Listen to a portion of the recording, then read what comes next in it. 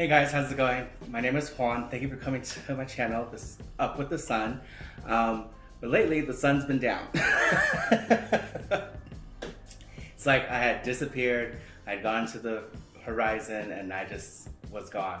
But I would love to give you today a long overdue life update about where I am in, now it's February 2021.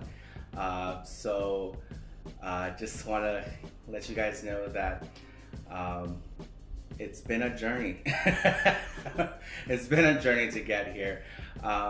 Originally, I was based out of California, and essentially when everything went into lockdown around March, I had gotten a doctor's note a week before those had gone down to not go to work due to COVID.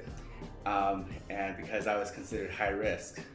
Not to get too into it, but back in early 2019, I had a really scary health issue where I could have potentially died. But lots of positive energy, through lots of prayer, I got out of that, and I made a full recovery for the most part. And I really made the rest of 2019 my bitch. And like with anyone who has had a brush with death, or you kind of orientate yourself to pretty much do things how you want them to be done, because you do have your mortality in mind, and you realize that life can be gone at any moment, as we all know, as many people have experienced over the past year, and of course many years before that. So I really just wanted to commit myself to my work as a dance instructor, and really see how far I could push myself in my profession, and as well as in my personal life. I could say without a doubt 2019 was a wonderful learning experience, and I really felt that I was hitting my stride at work, professionally speaking. But as a dance teacher, the studio is considered like a gym, and there really is no safe way at the beginning of the outbreak that you could have taught without physically holding someone. I know you can do the virtual stuff, but personally, I just thought that was shit. That you can't translate certain ideals without moving a person's body. They have to really feel it for them to kind of comprehend what you want them to get out of it. So I had dipped out before, like I said, the pandemic got any crazier in California. And because of that, my doctor said I was high risk because I had my close encounter with death the year prior. I had just not been working, and like many people, I almost didn't know what to do with myself, and so I started my YouTube channel more as a reason to distract me from what was going on outside. Really attempt something I've always wanted to attempt, because I binge YouTube like crazy, and there's so many YouTubers out there that I just respect and adore. And their advice about starting a channel and said, you have a phone, you don't need any fancy equipment, just start. Starting is the hardest thing to do. You just gotta do it. And I did it, and I was having so much fun doing my unboxings. You can go back and look at my other videos, and you can see that it was a struggle. It was a struggle to get comfortable in front of the camera. It was a struggle to pretty much expense-wise, you never know how expensive it is to actually be entertaining, and the amount of money people do spend for unboxings, to go over certain materials and stuff. If you're not sponsored, if it's not being sent to you, it adds up. And I just thought halfway through, it's like, wow, I'm not making a lot of money. I'm just receiving disability, and it's this really good way of utilizing my very limited resources. So I had to kind of rethink how I wanted to approach this channel, because consumerism does not care about a pandemic. If you could see some of the most already affluent and wealthy people have made even more money over this pandemic. And while millions and millions across the country, even across the world, have lost their jobs, but unfortunately we don't have a solid social safety net here to let people comfortably stay home to wait out the pandemic. You know, it's not like France, who's paying up to almost 100% of workers' wages so they can stay home. You know, we're not celebrating like Australia. We're not celebrating like New Zealand is. I mean, when you see that video of the gays dancing in the club to Chromatica, you're just like, that could have been us, but no, we're stuck with Trump and his shit administration. So herd immunity is not a thing. So anyway, that being set aside, you know, the rest of 2020 had gone on to where at some point come late May, early June, I was like, I'm gonna dip. I need to do something else. I can only see it getting worse around myself in California. A lot of people in the San Diego area do listen to Fox News religiously, and they take the propaganda seriously, and not many were adhering. And I'm not going to just say that it's just conservatives. There's just a lot of ignorance going on around, and many people weren't adhering to social distancing. They needed to go to the club, they needed to go out, have a party, go to get their drink on, go get their dancing on. It's, you know, COVID is just like the flu, blah, blah, blah. You know, they have all the excuses, all the ignorance that they can think of to justify, you know, their behavior. And it really just shows how, you know, how shit people are. Like, humanity as a whole is just prone to being stupid. And it was really unfortunate to see it firsthand. So I said, it's not going to get any safer. And before I even left the state, I had to confer with my doctor. And I said, listen, I need to know, is it ever going to be safe for me to go back to work? And she was pretty honest and said that as far as how my condition is, and at the risk level that I am, and as far as like the nature of the work itself, and because things were going topsy-turvy as far as numbers in California, that I would need to be looking for other sources of income for the foreseeable future, because there's just a huge question mark over everything.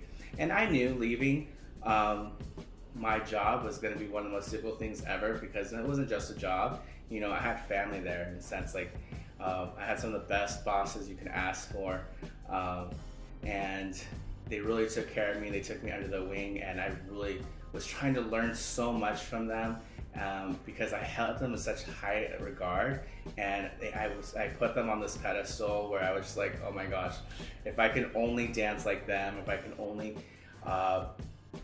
sail like they sail, if I could only commit myself as much as they do, then I could, you know, really make something of myself. And I had, to be honest, I really was learning, and part of my success at work was due to their great, you know, coaching.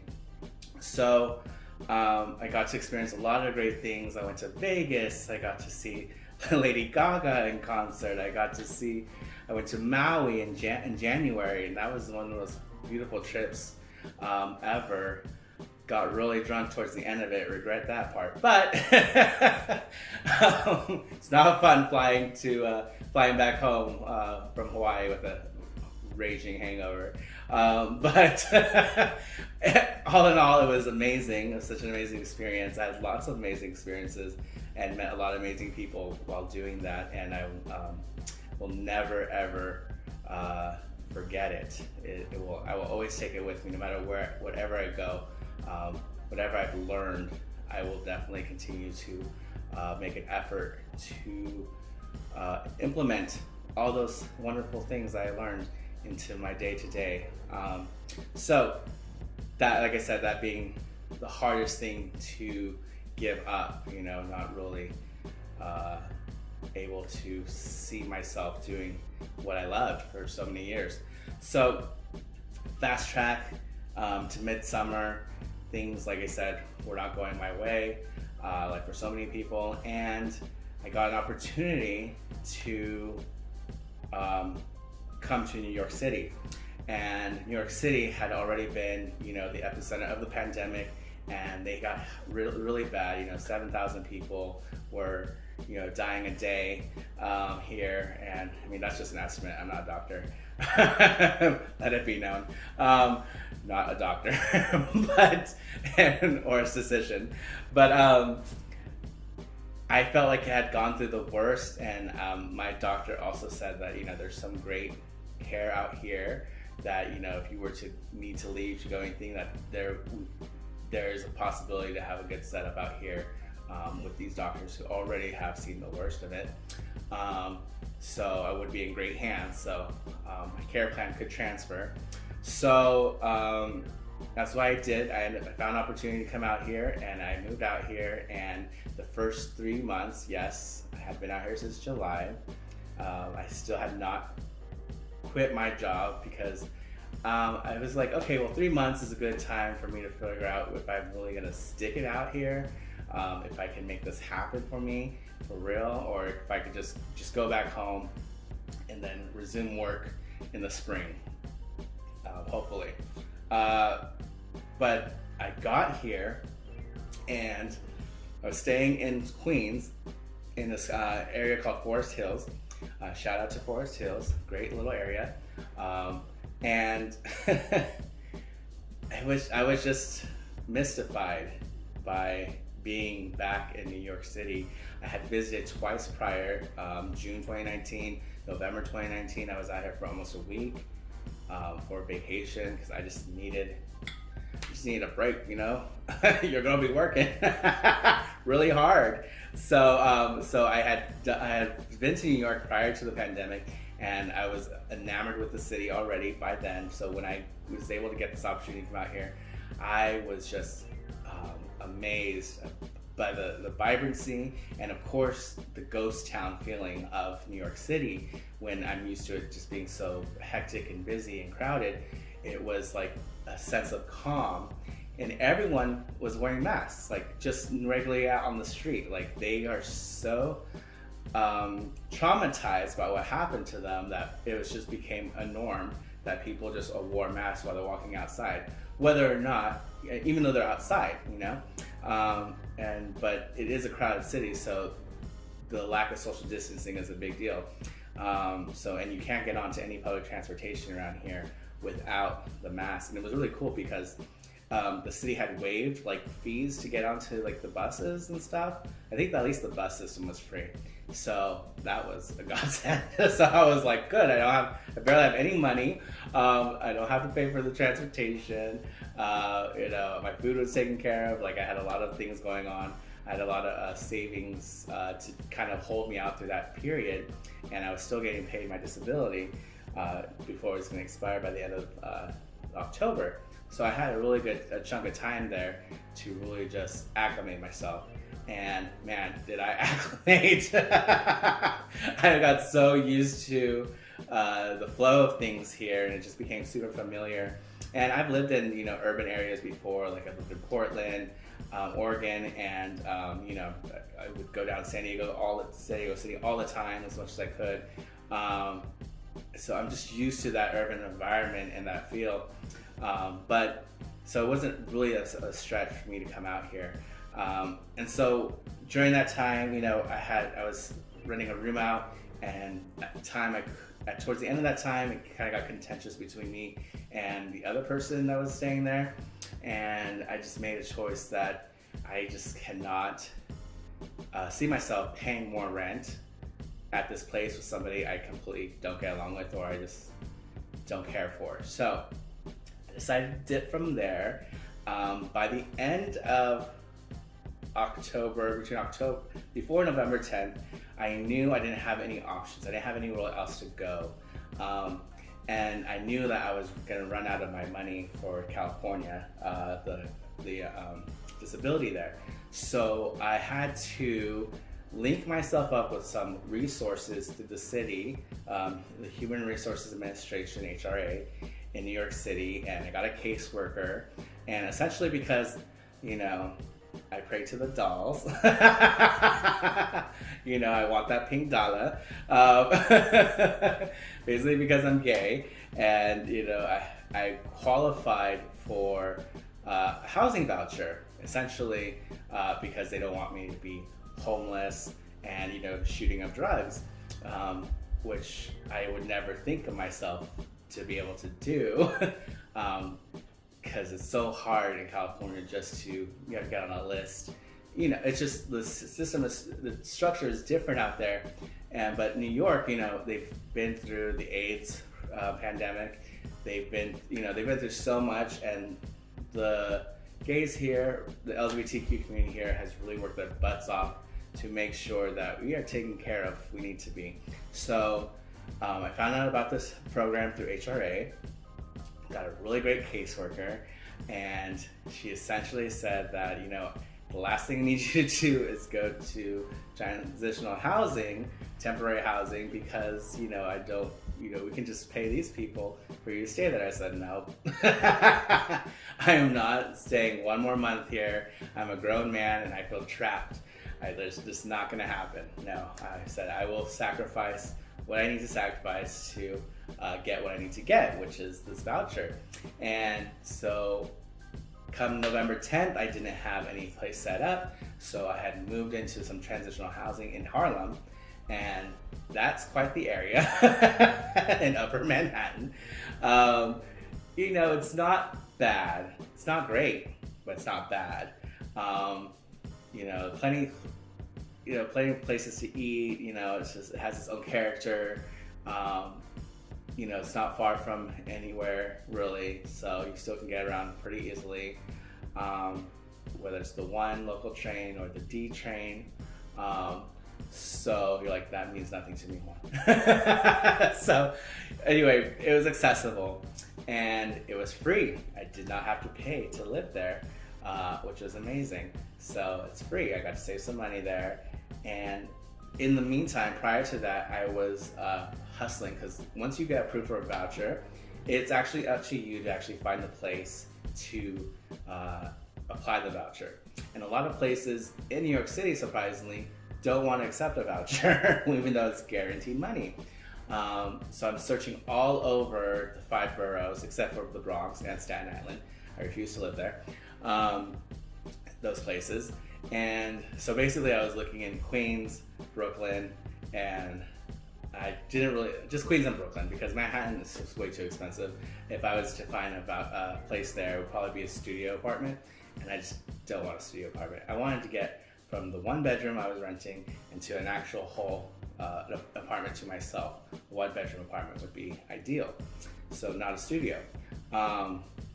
So the rent out here is crazy. It's super expensive, and I had a budget that I had to stay with, but I heard from other people that I could push the budget if it really had met all the requirements. I just by like $50 I went over budget on this place, so it's really nothing.